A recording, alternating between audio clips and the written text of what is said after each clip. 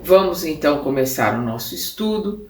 Peço desculpas que no estudo passado nós tivemos que cortar, foi uma interrupção por problemas técnicos, mas vamos continuar aqui estudando, né, o livro dos médiuns. Nós estamos agora na questão, no item, né, o livro dos médiuns são itens, item 169. Assistimos uma noite à apresentação da ópera Oberon, não sei exatamente como se pronuncia, o autor é o Carl Maria von Weber, né, que é um alemão. Então, assistimos uma noite à apresentação da ópera Oberon com um muito bom médium vidente. Então, nós vamos ver aqui que o Kardec está sempre trabalhando, né? Ele está com médiuns fazendo anotações, trabalhando o tempo todo. Havia na sala um número bastante grande de lugares vazios, mas dos quais muitos estavam ocupados por espíritos que tinham o ar de tomar parte do espetáculo. Alguns iam perto de certos espectadores e pareciam escutar sua conversação. Sobre o palco se passava uma outra cena.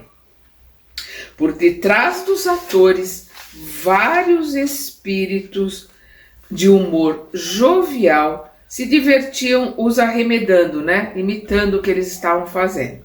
Imitando seus gestos de um modo grotesco, né? Estão fazendo zombarias ali. Espíritos, como ele coloca aqui educadamente de um modo jovial, são espíritos zombeteiros, né? Outros mais sérios pareciam inspirar os cantores e se esforçar para lhes dar energia. Um deles estava constantemente perto de uma das principais cantoras.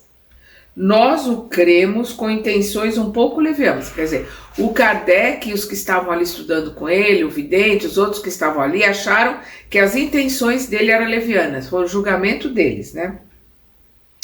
Tendo-o chamado após a queda da cortina, veio a nós e reprovou com alguma severidade nosso julgamento temerário. Ele colocou que não era, ele reprovou, o julgamento foi feito dele. Não sou o que pensais, disse ele. Sou seu guia, né, o guia da cantora, né? Sou seu guia e seu espírito protetor. Estou encarregado de dirigi-la. Depois de alguns minutos de uma conversa muito séria, nos deixa dizendo: adeus. Ela está em seu camarote. É preciso que eu vá velar por ela. Evocamos em seguida o espírito de Weber, o autor da peça, e lhe perguntamos o que pensava da execução da sua obra. Abre aspas, né? Que é a colocação do Carl Maria von Weber. Não está muito mal, disse ele, mas está débil, né? Está fraca. Os atores cantam, eis tudo. Não há inspiração. Esperai, ajuntou. Vou tentar lhes dar um pouco do fogo sagrado. Fecha aspas. Então, se ouviu sobre o palco, planando acima dos atores, um eflúvio. Parecia partir dele e se derramar sobre os atores. Nesse momento houve entre eles uma recrudescência, quer dizer, visível de energia. Aumentou a energia deles, porque o Weber estava ali irradiando para que eles, né, tivessem mais vigor, mais energia ali no palco. Ele estava achando a interpretação muito fraca. Eis um outro fato que prova a influência que os espíritos exercem sobre os homens com o seu desconhecimento, quer dizer, sem que os homens saibam que estão sendo influenciados, né, pelos espíritos. Vamos lembrar de novo a 459 do Livro dos Espíritos, né? São eles, né, que vos influenciam, são eles às vezes que vos dirigem, né? Foram os que os espíritos responderam para o Kardec.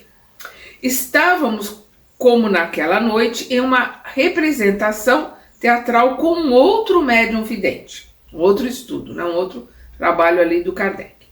Tendo iniciado uma conversação com o espírito espectador, este nos disse: vede aquelas duas senhoras sozinhas naquele camarote de primeira? Pois bem, desejo muito fazê-las deixar a sala. Dito isto, se viu que se colocava no camarote em questão e a falar, né, com as duas senhoras. De repente, as duas senhoras, que estavam muito atentas ao espetáculo, olham-se, parecem se consultar, depois se vão e não reaparecem mais. O Espírito nos fez então um gesto cômico para mostrar que havia tido palavra, né? Ele falou que ia tirá-las de lá e tirou. Mas não o revemos mais para lhe pedir mais amplas explicações. Assim é que pudemos muitas vezes ser testemunhas do papel que desempenham os espíritos entre os vivos. Observamo-los em diversos lugares de reunião, nos bailes, concertos, sermões, funerais, bodas, etc. E por toda parte os encontrando, atiçando as más paixões, soprando a discórdia, excitando as rixas e se regozijando com suas proezas. Outros espíritos, ao contrário, combatiam essa influência perniciosa, mas não eram senão raramente escutados. Porque os zombeteiros, aqueles que querem a bagunça, aqueles que querem a discórdia, aqueles que querem a confusão, estão mais em sintonia, infelizmente, conosco, eles são mais escutados. Aqueles que querem a paz, aqueles que querem transmitir bons ensinamentos, infelizmente nós não temos sintonias quase com eles, a gente não os escuta.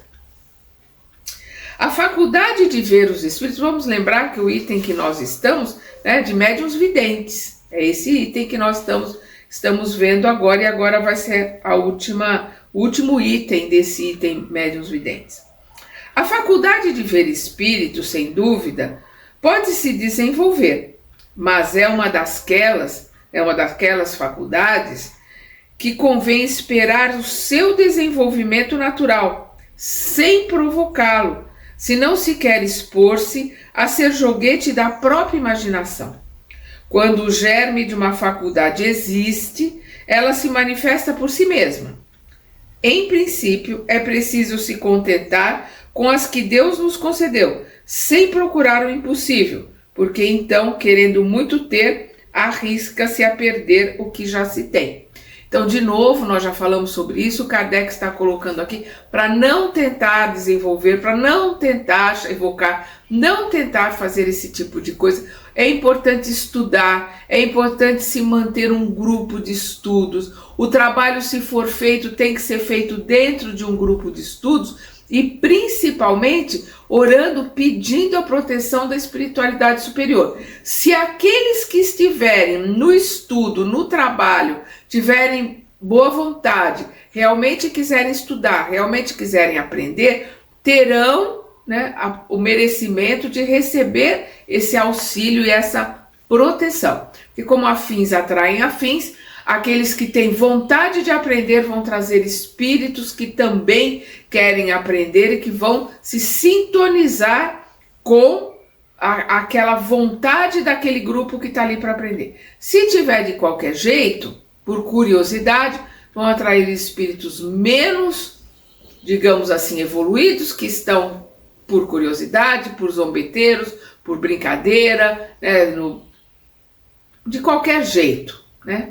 E aí o trabalho também não é sério. Continua aqui. Quando dissemos que os fatos de aparições espontâneas são frequentes, ele colocou isso no item 107, não quisermos dizer que sejam muito comuns. Eles não são comuns. A questão das aparições, que lá no item 107 nós vamos ver as diferenças entre o médium que é vidente, que então quem é vidente vê sempre, ele vê sempre na reunião mediúnica, ou ele vê sempre em determinadas situações. Ou ele vê sempre, né? Ele vê as 24 horas do dia, o que é muito complicado e difícil. As aparições é quando um espírito quer ser visto, ou para assustar, ou por algum motivo, e aquela pessoa vê uma aparição, depois ela nunca mais vê. Nós vimos lá no item 107 essa diferença entre a aparição evidência, né? Então, quando dissemos que os fatos de aparições espontâneas são frequentes, no item 107, não quisemos dizer que sejam muito comuns. Quanto aos médiuns videntes, propriamente dito, são ainda mais raros. Então, poucos os médiuns que são videntes na época do Kardec e até hoje, né? E há muito para se desconfiar daqueles que pretendem desfrutar dessa faculdade. É prudente não lhes dar fé senão sobre provas positivas. Por quê? Porque só tem muito charlatão. Tem muitas pessoas que querem ganhar dinheiro, se aproveitar dizendo que são videntes. E tem muitas pessoas que querem aparecer. Então, quando alguém se diz, eu estou vendo tal coisa, pergunta, como é que é? Como é que é a pessoa? O que ela está querendo? Converse com a pessoa que você está vendo, veja o que ela quer. Porque se for um médium vidente, ele vai responder, ele vai interagir ali. Se for alguém que está viajando na maionese que só quer aparecer, ela vai desconversar, né? E aí a gente vai ver muita gente que quer só aparecer. Eu dando passe, uma senhora estava ali falando do que ela estava vendo, falando em voz alta, para que todo mundo ouvisse. E estava desconcentrando, né? Porque durante o passe tem que ficar em silêncio, a pessoa tem que se concentrar para receber o passe. Quem está dando o passe também precisa do silêncio para estar concentrado ali. Na hora eu pedi ajuda aos grupos protetores ali da casa e do trabalho que estava sendo realizado, para que acalmasse aquela irmã, se silenciasse para parar de atrapalhar os que estavam recebendo o passe ali. Não falamos mesmo daqueles que se dão à ridícula ilusão dos espíritos globos, né? Nós vamos ver os espíritos globos lá no item 108, que eles chamam, né, de espíritos globos, na realidade são problemas de vista, né? São situações que fazem com que a pessoa tenha, né, umas visões de uns círculos, né, brilhantes ou escuros. Isso é uma questão visual, não tem nada a ver com espíritos. Então não falamos mesmo daqueles que se dão à ridícula ilusão dos espíritos glóbulos, que descrevemos no item 108, mas dos que pretendem ver os espíritos de um modo racional. Certas pessoas podem, sem dúvida, enganar-se de boa fé. Umas pessoas podem se enganar de boa fé, é o que ele está colocando. Não existe maldade nem mistificação ali. Ela está se enganando, né? Mas outras podem também simular essa faculdade por amor próprio ou por interesse, né? Por vaidade, por orgulho ou por interesse, para ganhar dinheiro ou para ganhar likes, né? Ganhar dinheiro no YouTube, seja lá o que for. Nesse caso, é preciso particularmente levar em conta o caráter, a moralidade e a sinceridade habitual. Mas é sobretudo nas circunstâncias dos detalhes que se pode encontrar o mais certo controle, porque há os que não podem deixar dúvidas, como, por exemplo, a exatidão do retrato de um espírito que o médium não conheceu jamais quando vivo. O fato seguinte é dessa categoria. Ele vai contar a história aqui de um médium realmente vidente. Perdão. Uma senhora viúva, cujo marido se comunicava frequentemente com ela, encontrou-se um dia com um médium vidente que não a conhecia nem a sua família. O médium lhe disse, abre aspas, vejo um espírito perto de vós, fecha aspas. Ah, disse a senhora, é sem dúvida meu marido, que não me deixa quase nunca. Não, respondeu o médium, é uma mulher de certa idade. Ela está penteada de uma maneira singular, tem um bandô branco sobre a fronte, né, uma faixa. E aí nós vamos ver, se fosse um charlatão ou se fosse alguém que está querendo aparecer, ele ia falar, é sim, é um homem, deve ser seu marido. No caso ele estava vendo mesmo, então ele falou, não é o seu marido, é uma senhora. E ela tem, né, um bandô, né, um pano sobre a fronte, né, sobre aqui a testa. Perdão. Com essa particularidade e outros detalhes descritos, a senhora reconheceu sua avó, sem qualquer engano, e na qual não pensava absolutamente nesse momento. Se o médium tivesse querido simular a faculdade, seria fácil seguir o pensamento da senhora. Enquanto que, no lugar do marido, com quem estava preocupada, viu uma senhora com uma particularidade de penteado, da qual nada lhe podia dar ideia. Este fato prova uma outra coisa, é que a visão no médium não era reflexo de nenhum pensamento estranho, né, como se coloca no item 102. Né? Ele não captou o pensamento, porque ele poderia ali, né, ter tido uma telepatia e ter captado o pensamento da senhora se ela estivesse pensando na avó. Ela não estava, ela não pensava na avó há muito tempo. Então aí a gente vê que realmente era um médium vidente. E aqui nós terminamos, né, a questão do médium vidente. Vamos agora para o item 6, os médiuns sonâmbulos. Nós estamos no item 172. O sonambulismo pode ser considerado como uma variedade da faculdade medianímica, ou melhor dizendo, são duas ordens de fenômenos que com muita frequência encontram-se reunidos. Vamos entender o que o Kardec está colocando aqui. Nós já colocamos, quando ele fala de sonambulismo, médium sonambúlico, nós estamos normalmente falando do médium inconsciente. Mas existe essa questão do sonambulismo da faculdade medianímica, que é a faculdade mediúnica com a questão anímica. E aqui nós estamos falando do animismo como a questão da faculdade do médium, uma questão paranormal. E aí nós vamos ver no exemplo que ele vai colocar aqui na frente, que é bem para poder entender essa questão dos médiums sonâmbulos, né? O médium sonambúlico, que é uma questão anímica. Então nós vamos ver um rapaz que no transe, ele, ao se deslocar do corpo, ele como espírito enxerga as pessoas por dentro. Então é uma paranormalidade dele. Ele entra em transe, aí ele vê que a pessoa tem um tumor, ele vê que a pessoa tem um problema no fígado, um problema no coração, ele enxerga a pessoa por dentro. Isso é uma paranormalidade dele. E ele tem um espírito de um médium que trabalha junto com ele ali, né, nós vamos ver a descrição do Kardec, que receita o remédio. Então, no momento que ele conversa com o espírito e ele repassa a receita do remédio, ele está sendo médium, porque médium é o intermediário entre um desencarnado e os encarnados.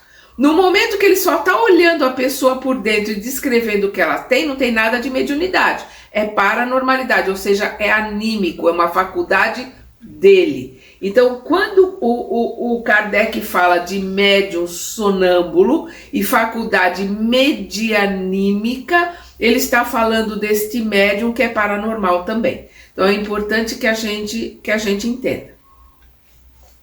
Então, vamos voltar aqui, né, para entendermos muito bem essa questão dos médiuns sonâmbulos. O sonambulismo pode ser considerado como uma variedade da faculdade medianímica, mediúnica e anímica, né? Medianímica. Ou melhor dizendo, são duas ordens de fenômenos que com muita frequência encontram-se reunidas. O sonâmbulo atua sob a influência do seu próprio espírito. É sua alma que nos momentos de emancipação vê, ouve e percebe fora dos limites dos sentidos. Então, o espírito não é uma questão anímica como a gente vê daquele médium que está ali lembrando de coisas passadas. Então, as pessoas que estão ali, os médiuns que estão ali, falam, não tem espírito nenhum. Mas o bom dialogador, quem estuda, vai ali trabalhar com aquele espírito que o médium acha que está recebendo, que na realidade é ele mesmo numa vida passada. Por quê? Porque aquilo precisa ser tratado. Então, o animismo, a mistificação é a pessoa que está ali de mau caráter que quer enganar. O médium com animismo é um processo normal, principalmente quando o médium está começando os seus trabalhos. E ali o grupo vai tratar do animismo, vai tratar da situação. O médium acha que ele está recebendo um espírito, ele está vendo ali, está sentindo um espírito de outra época. É um homem pode estar ali vendo uma mulher pode estar ali vendo um homem. E é uma questão que precisa ser tratada. Aqui é diferente. Aqui é o espírito emancipado. Ele não está lembrando de vidas passadas. Ele está emancipado. Ele está dentro de todas as faculdades dele como espírito. Ele está fora do corpo e sentindo, né, essa emancipação, né, que o espírito tem, né, ou a alma, né, porque é o espírito encarnado, fora do corpo, e está realizando ali uma característica anímica, que é da matéria, é dele, né? Que é o fato, no caso que nós vamos ver no exemplo, dele ver a pessoa por dentro. Então, o que ele está dizendo aqui é sua alma que nos momentos de emancipação vê, ouve e percebe fora dos limites dos sentidos. O que ele exprime, aure, né, vem de si mesmo. Suas ideias são em geral mais justas do que no estado normal. Seus conhecimentos mais extensos, porque sua alma é livre. Em uma palavra, vive por antecipação a vida dos espíritos. Ele está ali falando como espírito. O médium, né, o médium é sempre um instrumento de mediação, né? Ele intermedia, ele é intermediário sempre. Então, o médium, ao contrário, é instrumento de uma inteligência estranha. Ele é passivo e o que diz não vem de si. Em resumo, o sonâmbulo exprime seu próprio pensamento, né? A ideia dele como espírito. Não é a ideia ali daquele ego, daquele avatar que ele está vivenciando, a persona que ele está vivenciando naquela encarnação. É a colocação dele como espírito, né? Em resumo, o sonâmbulo exprime seu próprio pensamento, né? E o médium exprime o de um outro. O médium exprime o de um espírito, né? Ele transmite de um outro espírito, por isso que ele é médium. E ali no caso, o médium sonâmbulo, ele está ali numa questão medianímica. O animismo é a alma dele falando, e o médium é quando ele, nessa emancipação, ele vê o espírito e comunica o que o espírito está passando para ele. Mas o espírito que se comunica através de um médium comum pode muito bem fazer por um sonâmbulo, né? Por um médium que está ali emancipado e que tem essas características de falar o que ele, espírito, está ali pensando, o que ele, espírito, pensa, né? Frequentemente, mesmo o estado de emancipação da alma durante o sonambulismo torna essa comunicação mais fácil. Muitos sonâmbulos veem perfeitamente os espíritos e os descrevem com tanta precisão quanto os médiuns videntes. Podem conversar com eles e nos transmitir seu pensamento. O que dizem fora do círculo dos seus conhecimentos pessoais é-lhes frequentemente sugerido por outros espíritos. Eis um exemplo notável onde a duplação do espírito do sonâmbulo e do espírito estranho revelam-se de maneira a menos equivocada. E aqui vamos ao exemplo que é aquele que eu estava comentando. Um dos nossos amigos tinha por sonâmbulo um jovem rapaz de 14 a 15 anos, de uma inteligência muito vulgar, né, muito simples, muito comum, né, com pouco conhecimento. É isso que ele quer dizer com inteligência muito vulgar. E de uma instrução extremamente limitada, né, uma instrução limitada, poucos estudos, pouco recurso de estudo, uma pessoa muito simples. Entretanto, em sonambulismo, deu provas de uma lucidez extraordinária e de uma grande perspicácia. Excedia, sobretudo, no tratamento das doenças e fez um grande número de curas consideradas como impossíveis. Um dia, deu uma consulta a um doente, do qual descreveu o mal com uma exatidão perfeita. Não é tudo, disse-lhe, trata-se agora de indicar um remédio. Né? Ele estava ali descrevendo a doença para a pessoa e a pessoa falou, não, agora me passa um remédio. E aí ele responde, não posso, respondeu, meu anjo doutor não está aqui.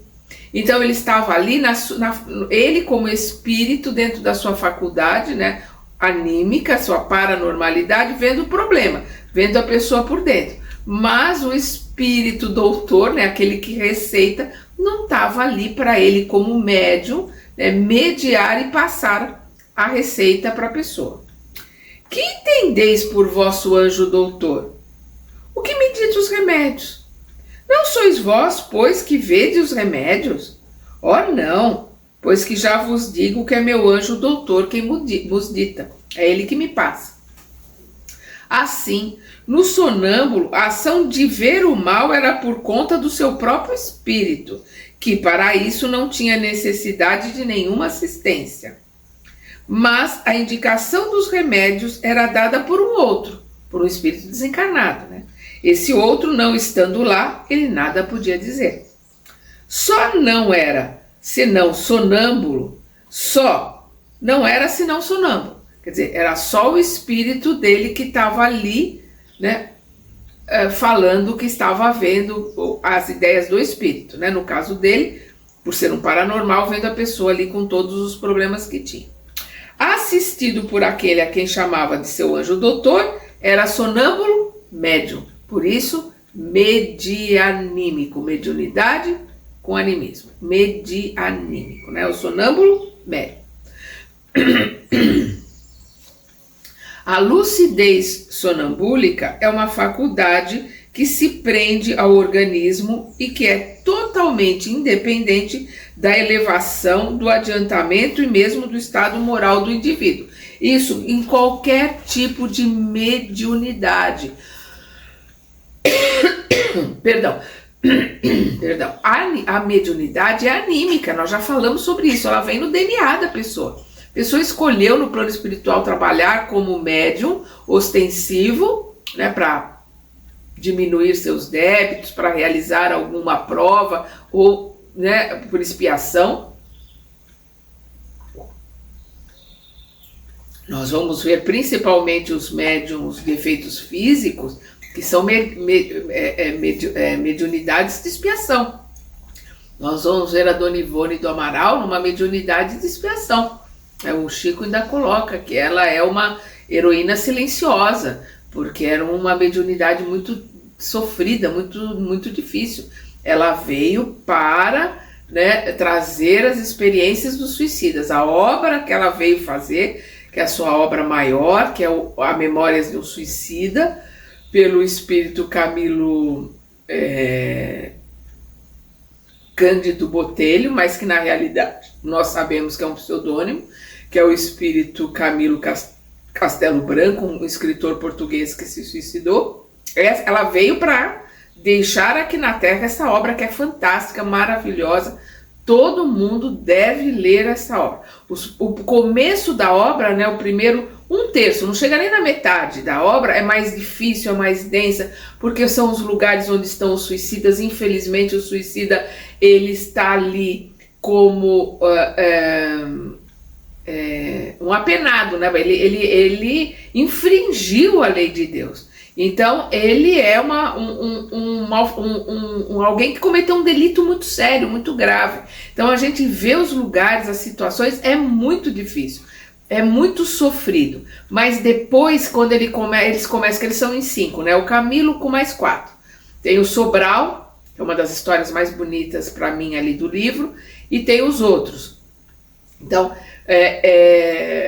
depois que eles começam, porque o Vale dos Suicidas é protegido por Maria, foi criado por Maria, e junto nós vamos ver os lugares os hospitais, os lugares onde eles vão começar os primeiros aprendizados, as escolas, até a universidade tem nessa região que é coordenada por Maria. Então o livro é lindo, é maravilhoso, a gente vê a misericórdia de Deus, a gente vê o trabalho de Maria e todos os seus prepostos, que são os trabalhadores de Maria, que trabalham junto aos suicidas. É maravilhoso, é um livro maravilhoso. Passando esse começo, que é o mais difícil, o livro realmente é um espetáculo. Aconselho todo mundo a ler esse livro. Então nós vamos ver aqui.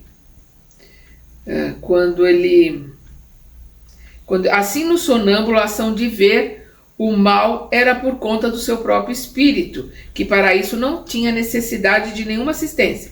Mas a indicação dos remédios lhe era dada por outro, né? Por isso que ele é chamado de medianímico, sonâmbulo médium.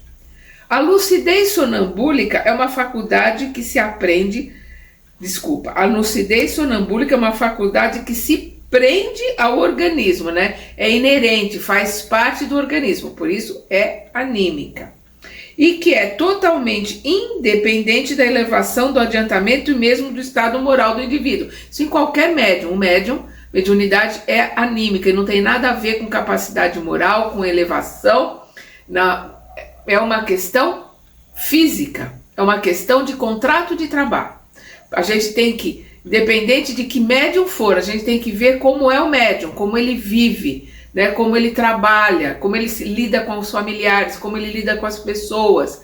Então é a pessoa que tem que se ver. Por quê? Porque conforme ele vivencia a sua própria vida, nós vamos saber por similaridade quais são os espíritos que estão por sintonia ligados a ele. A gente vê um Chico, né, que é de uma renúncia, de um altruísmo fantástico para nos trazer os livros. O Divaldo, né, nós vemos outras pessoas que, infelizmente, trazem livros sensacionalistas para ganhar dinheiro. E fazem isso também nas redes sociais. Então, tem que olhar antes. Eu li um livro maravilhoso. Você pergunta, quem é o médium? Não sei. O espírito é fulano. Não, você tem que saber quem é o médium. Porque o nome, ele pode dar o nome que ele quiser. Bezerra de Menezes. Pode dar até o nome de Jesus. Mas o papel aceita qualquer coisa. A gente precisa ver quem é o médium, qual é a característica dele, como é o proceder dele, qual é a índole moral dele, para saber com que espíritos ele convive. Né? É por isso que é importante a gente se manter, principalmente naquilo que são os alicerces da doutrina espírita. Kardec, 5 livros de Kardec a gente tem que estudar afinco.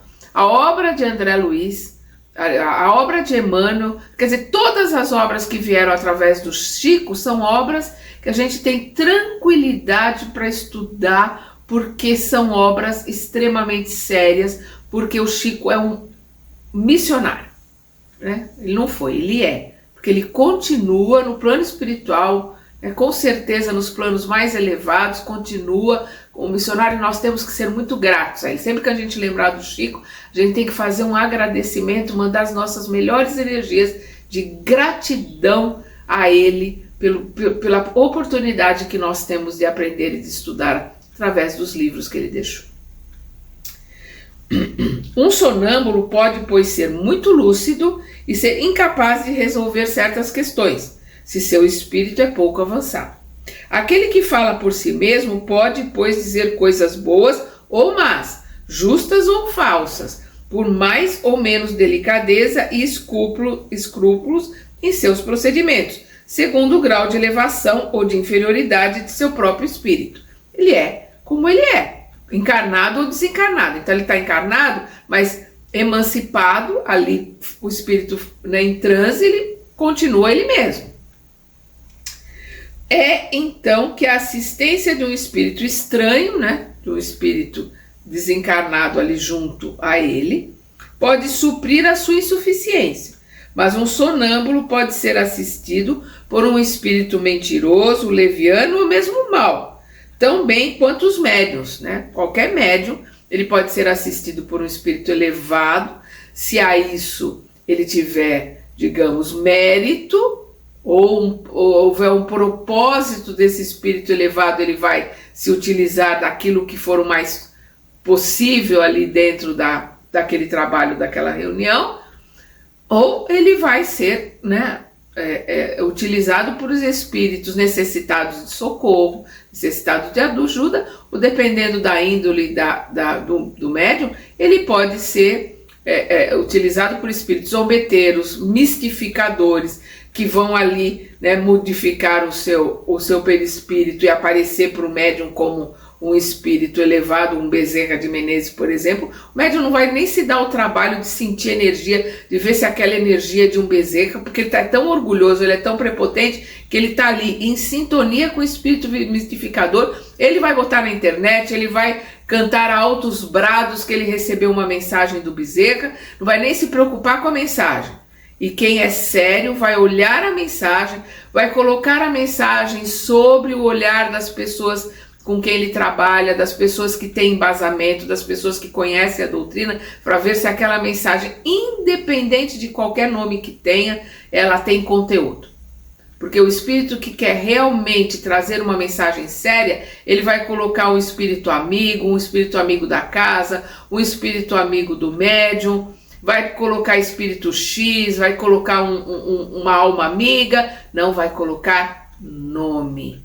Quando coloca nome, já põe um pezinho atrás, porque preocupa.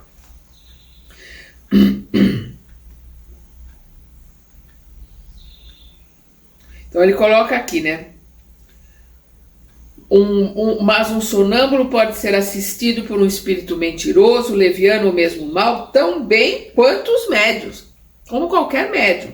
É aqui, sobretudo, que as qualidades morais têm uma grande influência para atrair os bons espíritos. E aí ele pede para ver o livro dos espíritos, o sonambulismo, na questão 425 do livro dos espíritos, e aqui adiante o capítulo sobre a influência moral do médium, que ele vai colocar mais para frente aqui no livro dos médiuns. Então, quem não lembrar, vamos lá, aqui temos o livro dos espíritos aqui no canal, só ir lá na playlist, né, procurar livro dos espíritos, questão 425, para rever lá a questão dos médiuns sobre o sonambulismo. E agora nós vamos ver o item 7, médiuns curadores. Nós estamos na questão 175.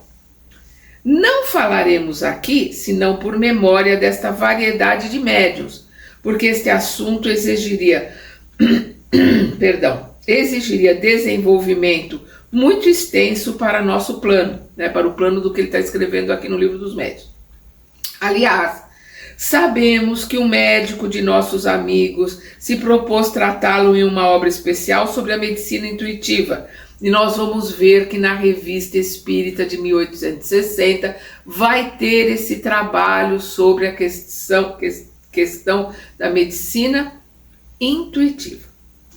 Diremos somente que esse gênero de mediunidade consiste principalmente no dom que certas pessoas têm de curar pelo simples toque, pelo olhar, por um gesto mesmo, sem o socorro de nenhuma medicação. E aí nós precisamos entender que a doutrina espírita, tudo aquilo que os espíritos nos trouxeram é para curar a alma, a verdadeira cura.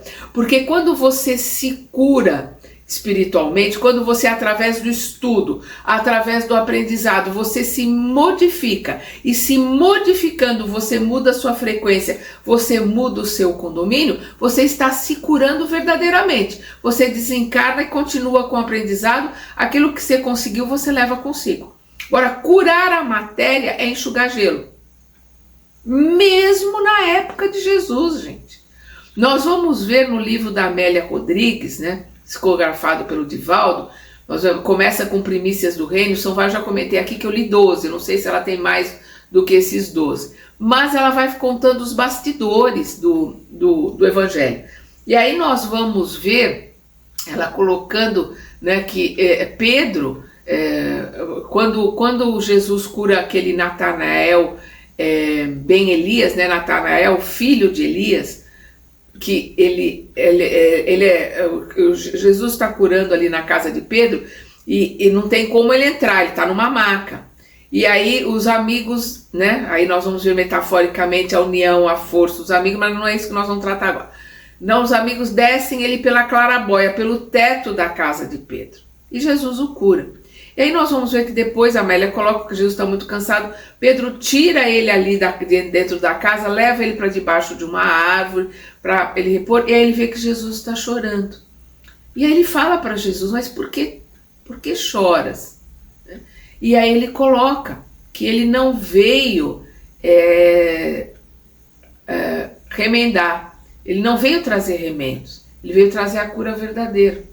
E aí ele comenta com Pedro que Natanael saiu dali e foi comemorar a cura, porque a gente vê que Natanael sai andando ali da casa de Pedro.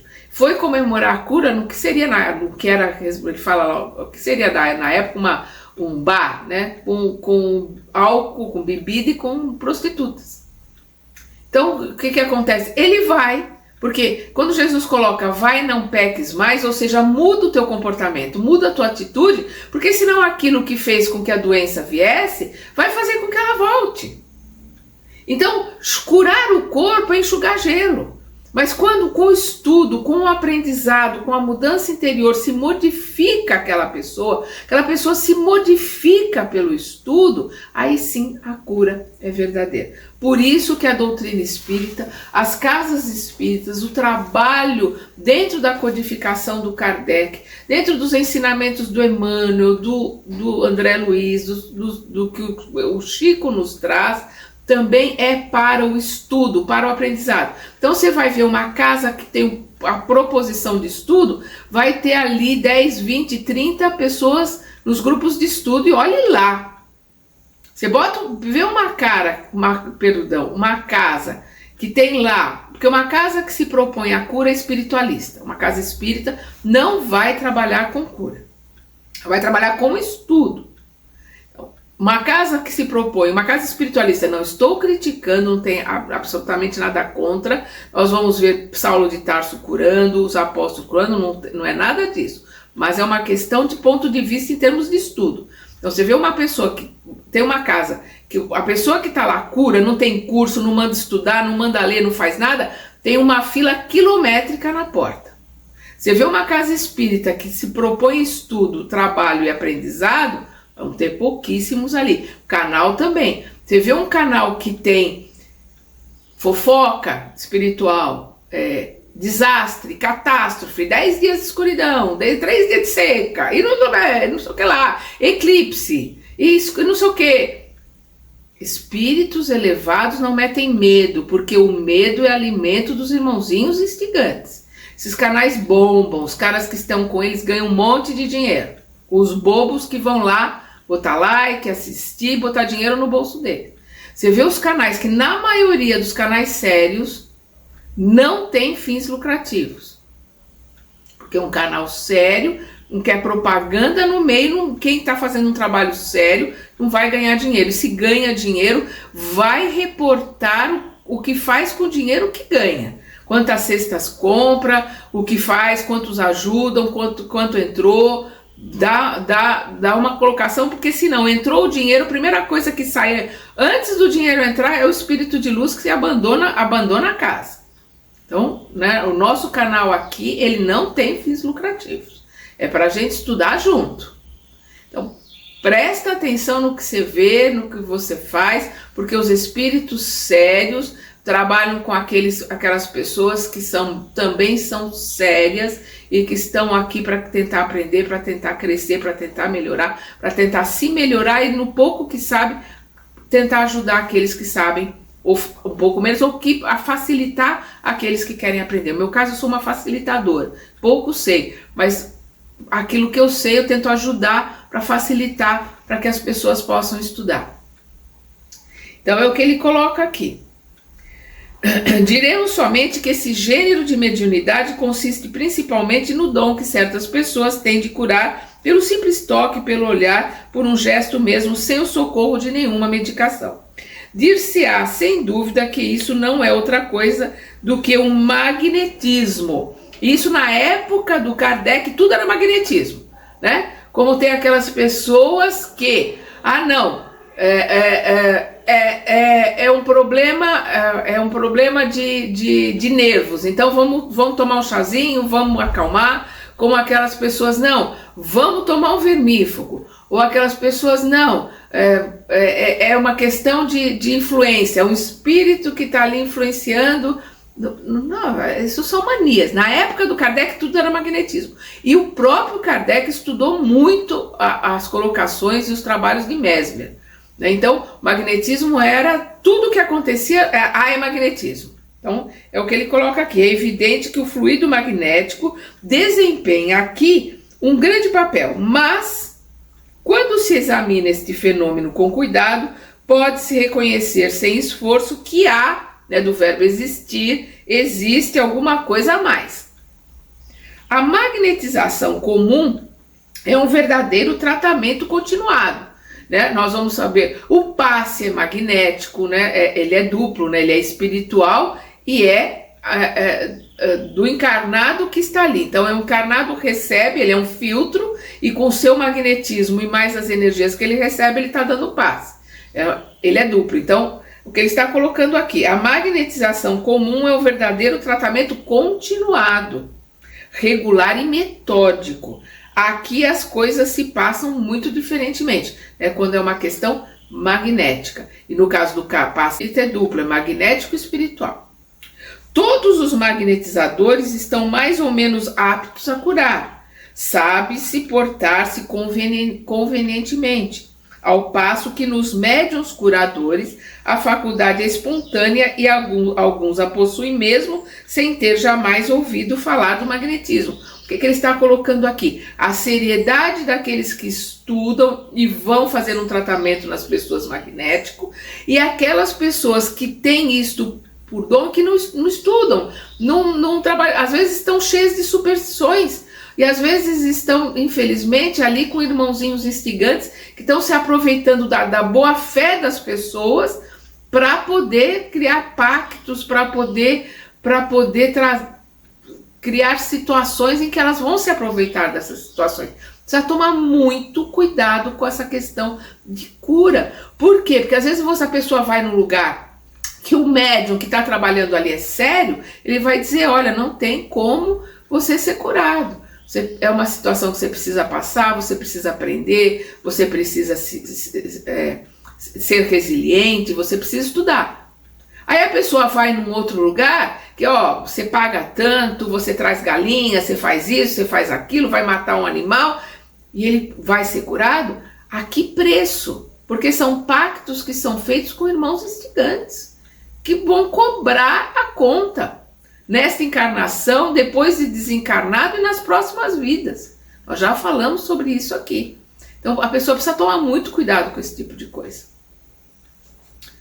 A intervenção de uma potência oculta que constitui a mediunidade torna-se evidente em certas circunstâncias, sobretudo quando se considera que a maioria das pessoas que se pode com razão qualificar de médiuns curadores recorre à prece, que é uma verdadeira evocação. E aí ele lembra aqui o item 131, quando ele fala da evocação. Então aquelas pessoas que fazem uma evocação, fazem uma prece, buscam trabalhar junto aos espíritos superiores, né, aos espíritos mais elevados.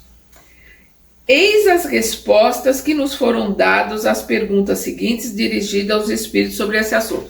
Então nós vamos ver várias perguntas com várias respostas que foram dadas por vários espíritos diferentes dentro do trabalho da Sociedade Espírita, ali o trabalho sério do Kardec. Primeira, pode-se considerar as pessoas dotadas do poder magnético como formando uma variedade de médiuns? Disso não podeis duvidar. A resposta. Segunda, entretanto, o médium é um intermediário, né? Como nós sempre colocamos, médium é um intermediário entre os espíritos e o mundo dos encarnados.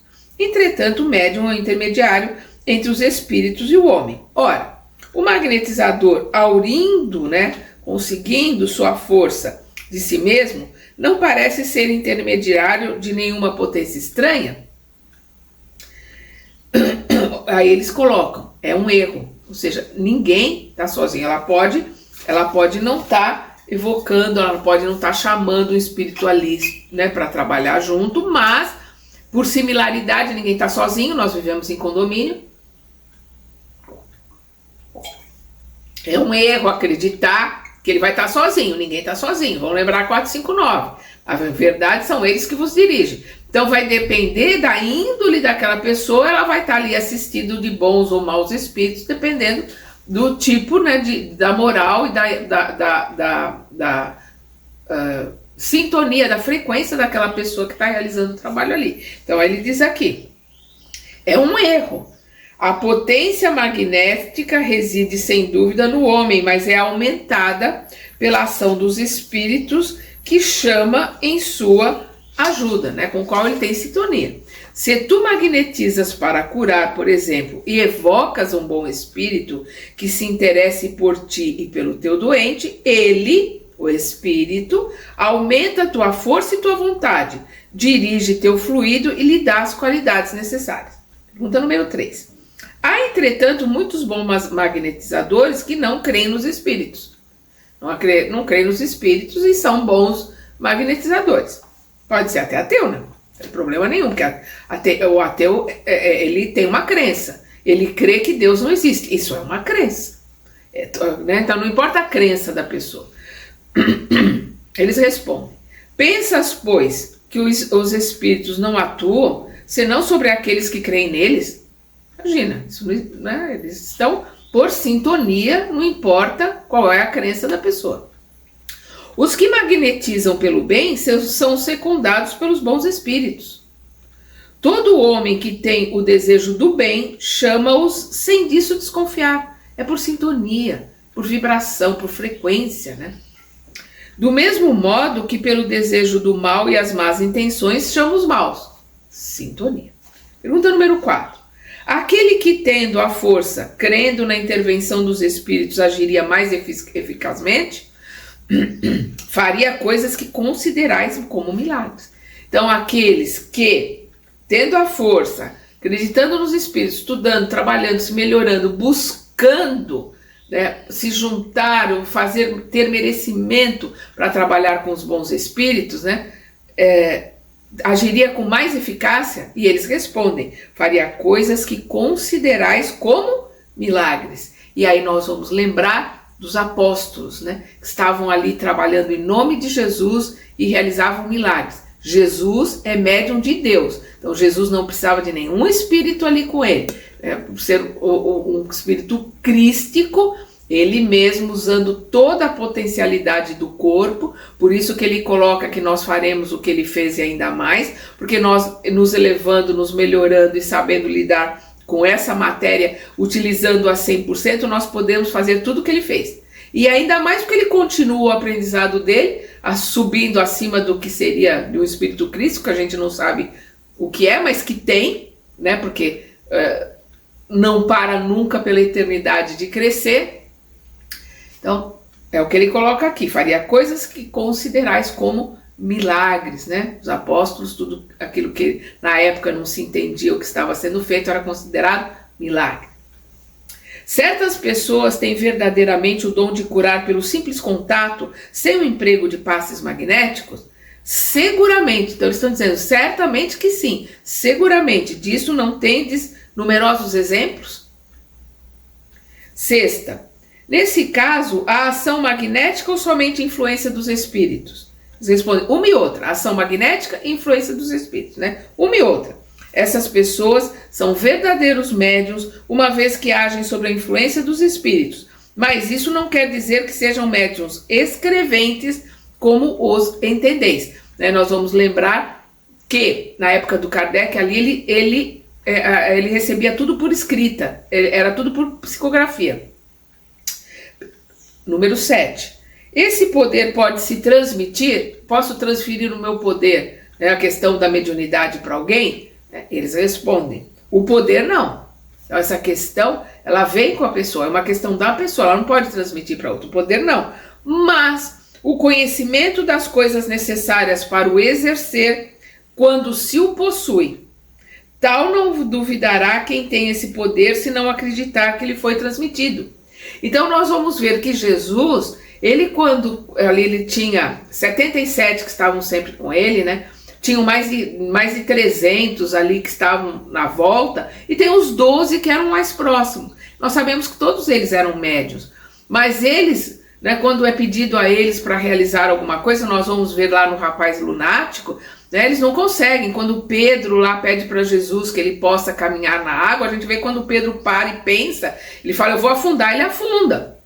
E Jesus coloca nos dois casos: ó, homens de pouca fé. Então, o que ele está colocando aqui? Quando Jesus parte depois de 50 dias ali da Páscoa, no Pentecostes, que todos eles são tocados ali, né? As energias que um vê no outro, eles sentem que receberam essa energia, eles já tinham, mas a partir dali eles passam a trabalhar, passam a ajudar, passam a curar as pessoas, porque ficaram muito mais confiantes naquela mediunidade que eles já tinham. Isso acontece com muitas pessoas. Então elas não recebem do mestre, elas não recebem do instrutor, mas com o estudo, com o aprendizado e com a confiança que um mestre, que um instrutor dão para elas, que o estudo dá para elas, se sentem mais confiantes para exercer aquilo que elas aprenderam a exercitar ali. Então aí a gente vê a pessoa vai se sentir mais tranquila, mais confiante depois que ela faz um curso de paz. A paz é a imposição das mãos, é entrar em contato com o plano superior, é se manter, né, dentro de um pensamento, de um sentimento, de um trabalho de evolução, de um trabalho de modificação, de um trabalho espiritual para se melhorar, é se manter naquele dia que vai dar o passe com o seu organismo mais limpo, mais tranquilo possível, não ter nenhum cadáver em decomposição no seu organismo, com energias, com miasmas, com uma série de coisas. Então por isso que não pode comer carne. Então é uma questão de se preparar bem para realizar ali a imposição de mãos. É uma vontade, mas a hora que a pessoa faz um curso, que ela estuda, que ela aprende, que aqueles que já fazem, que conhecem mais, estão ali passando, ela fica mais confiante, ela vai trabalhar com mais confiança. É o que eles estão colocando aqui.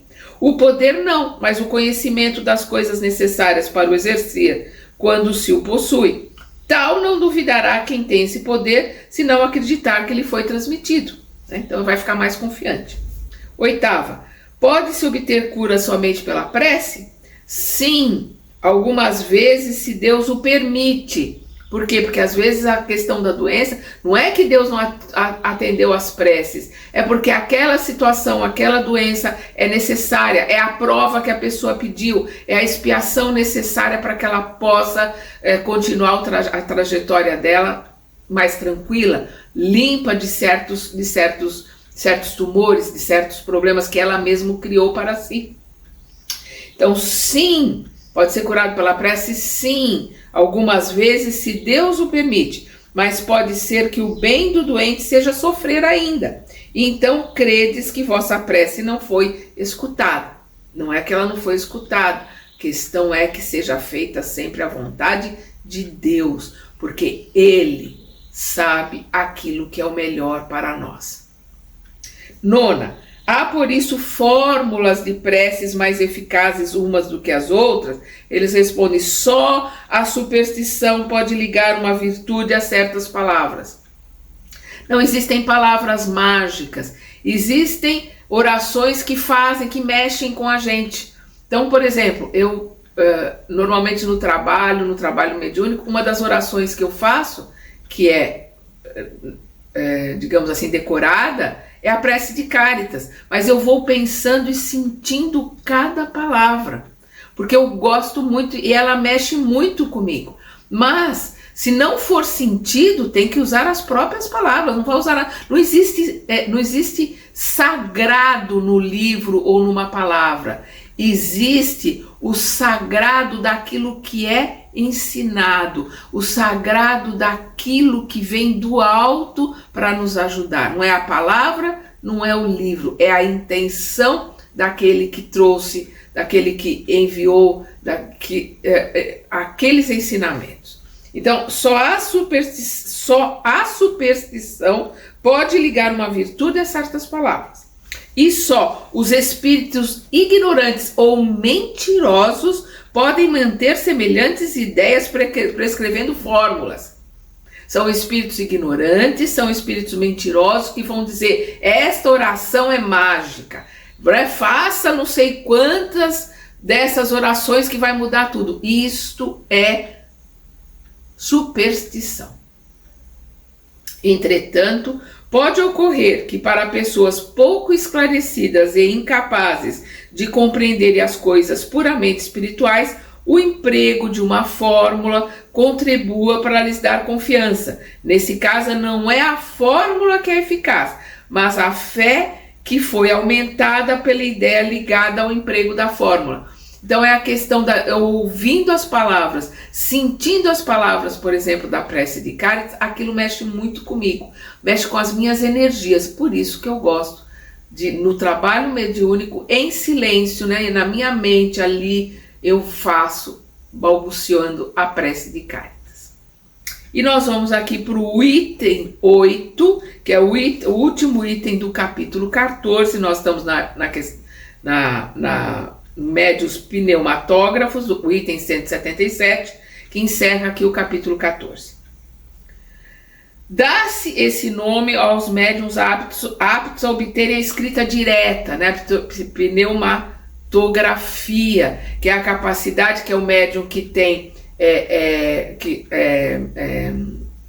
ele produz mais ectoplasma, né? O médium de efeito físico, que tem essa capacidade de ajudar, de fazer com que com seu ectoplasma os espíritos montem ali, né, órgãos fonadores que os espíritos com essa ectoplasma, os espíritos peguem um papel, criem sem caneta, sem nada, e criem uma escrita que pode apagar logo depois, ou pode ficar permanente, né? Nós já vimos um pouco sobre isso.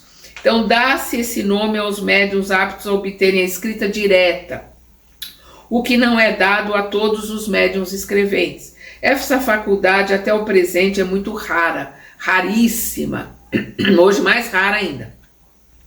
Desenvolve-se provavelmente pelo exercício, perdão, mas, como já dissemos, sua utilidade prática se limita a uma constatação patente da intervenção de uma potência oculta nas manifestações, né? Precisa que tenha ali um médium de efeitos físicos, saiba ele ou não que é médium de efeitos físicos. Só a experiência pode fazer conhecer se a possui. Pode-se, pois, experimentar e também se pode perguntar a um espírito protetor por outros meios de comunicação. Segundo a maior ou menor potência do médium, obtém-se simples traços, sinais, letras, palavras, frases e mesmo páginas inteiras. Basta ordinariamente colocar uma folha de papel dobrada em um lugar qualquer ou designado pelo espírito durante 10 minutos ou um quarto de hora, algumas vezes, né, um pouco mais do que isso. A prece e o recolhimento são condições essenciais. Por isso, pode-se esperar como impossível a obtenção de alguma coisa em uma reunião de pessoas pouco sérias, ou que não estejam animadas de sentimentos simpáticos e benevolentes. É uma faculdade rara, a escrita direta, né? Aparecer a escrita num papel que está dobrado, que está guardado, que está no envelope, é muito raro. O Kardec presenciou, o Kardec descreve, aconteceu, nós vamos ver no Velho Testamento, né, ser escrito lá, né, como eu já comentei, a escrita direta, mas é muito raro como a pneumatofonia, que é a fala direta, também é muito raro. Então, aí ele manda ver a teoria da escrita direta, né, no capítulo 8, que é o Laboratório do Mundo Invisível, nos itens 127 seguintes. E também no capítulo 12, né, que ele também fala, que nós já vimos no capítulo 12, sobre a pneumatografia. E ele coloca aqui que trataremos de modo especial dos médiuns escreventes nos capítulos seguintes. Então, nosso próximo estudo, nós vamos ver sobre os médiuns escreventes. Né? Nós paramos então aqui na questão 177. Até o nosso próximo estudo.